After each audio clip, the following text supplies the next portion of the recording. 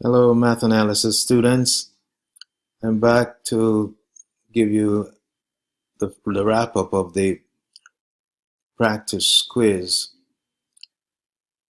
I gave you just well, I think it was up to number 7 where we were.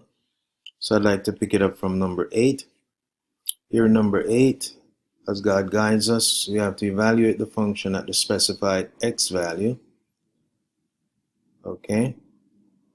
And so if the function is f of x equals 5x squared minus 3x plus 2, they want us to find, I like to say it like this, f at negative 2. So at the place where x is negative 2. Let's go ahead and work this out right here. F of x is equal to 5x. So let's say f at negative 2. Wherever we see x, we're going to put negative 2. So on the right side, we're going to do 5 times negative 2.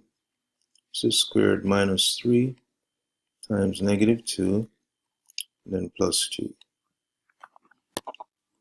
Working this out carefully, we have 5. Negative 2 squared is negative 2 times negative 2, so that would be positive 4. And I'm positive about that. Negative 3 times negative 2 is going to be a positive 6. Plus 2, which is by itself. So this will be now 20 plus 6 plus 2. 26. 26 plus 2 is 28 for this one. Okay. The other part is more algebraic. They want us to evaluate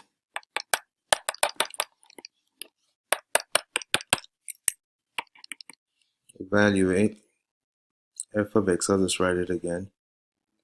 F of x equals 5 times x squared minus 3x plus 2 when x is equal to x plus 1. So wherever we see x, replace it with x plus 1. On the right side, we're going to have 5 times x plus 1 will be squared minus 3 times, wherever we see x, we're going to put x plus 1. And finally, plus 2. It's going to be involved with a little bit more. X plus 1 all squared means x plus 1 times x plus 1.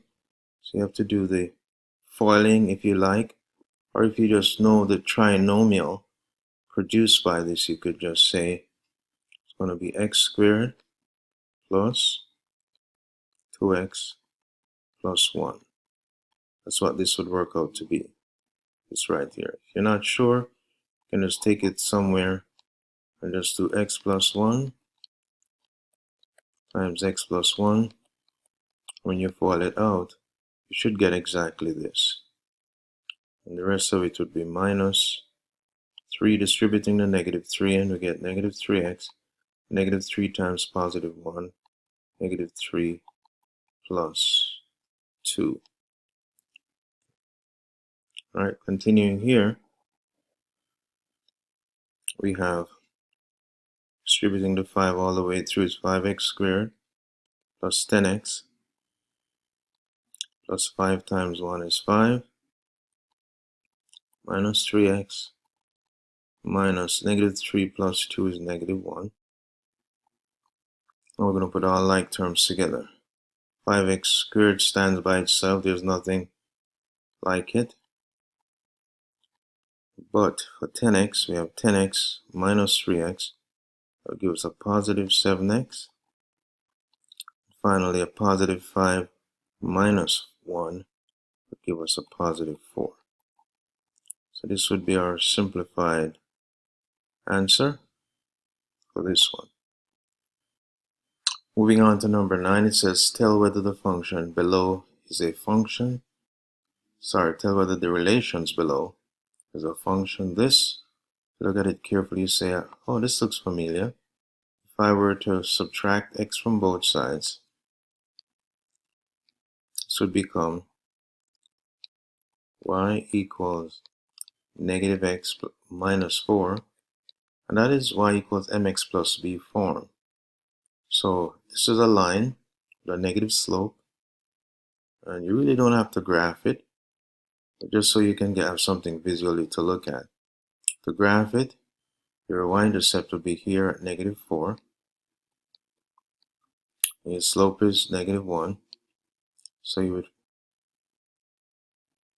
from here you'd fall 1, so you drop it down to -5, and then run 1. Run 1 will be about here. So again, you start with your y-intercept, which is -4, and then since the slope is -1, you fall 1 and run 1. So your line would look something like this.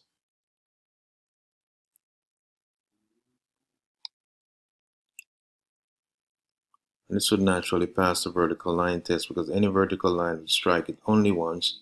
So you say yes for this one. This is a function. And this one is similar. This is straight y equals mx plus b. So again, you don't have to graph it, but just so you can take a look at it, it's a line. And once it's a line, any vertical line would strike it only once. So your y-intercept is here at -3. This point here. Could make it 0, -3. And then the slope is 1 for this one. So instead of falling 1, you'd rise 1 to here and run 1. So now you'll have a line which rises from left to right. That would be your graph of this line. And any vertical line will strike it only once. So this would also be a function. How about this? X squared plus y squared equals 9. This is your circle. And you might remember, you might not remember, x squared plus y squared equals 9. 9 is the same as 3 squared. This 3 here is your radius of the circle. That's your radius. So, x squared plus y squared could be written as x minus 0 squared plus y minus 0 squared. Some of you said you didn't do circles, so I'm going to try to remember to go over this with you. Equals 3 squared. So your radius is going to be 3. So 3 here, 3 units from the origin here, 3 units from the origin up, and 3 down. That would be a -3 here. So your circle would look approximately like this.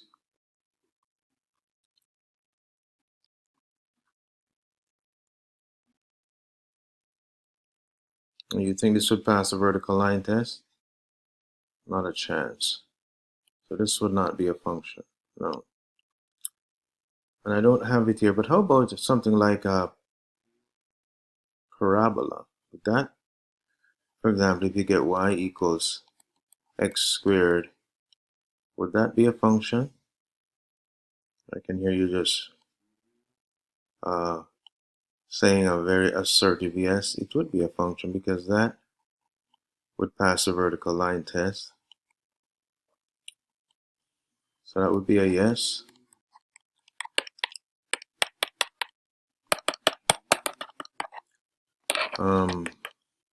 What else? Let's go ahead and do one more with you. This is a recent one.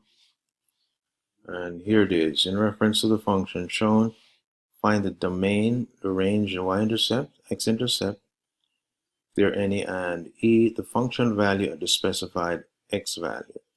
So this is a good one. There's a function. Got an arrow here, so it keeps going as long as you want to go. Over here, it has an arrow as well. It keeps going here. And it has a portion here which is constant. It's not rising or falling, so it's constant, and so on. So let's take a look. As we look at it, we'll see it goes as far as you want to go in the negative infinity direction and also in the positive. It's kind of like, it reminds you of just the limitless nature of God. So here we go. The domain is going to be between negative infinity and positive infinity, and you have to make sure you make it parentheses because it's open. You just never get there. How about the range? The range, you can go as low as you want to go. So we're going to say the range is from negative infinity. And how high can we go? Well, maximum height is going to be 3. 3. Should I make it parentheses or should I make it brackets? I'm sure you know it's a bracket because it actually gets to 3. So that is the range. How about y-intercept? Y-intercept is the y value when x is 0.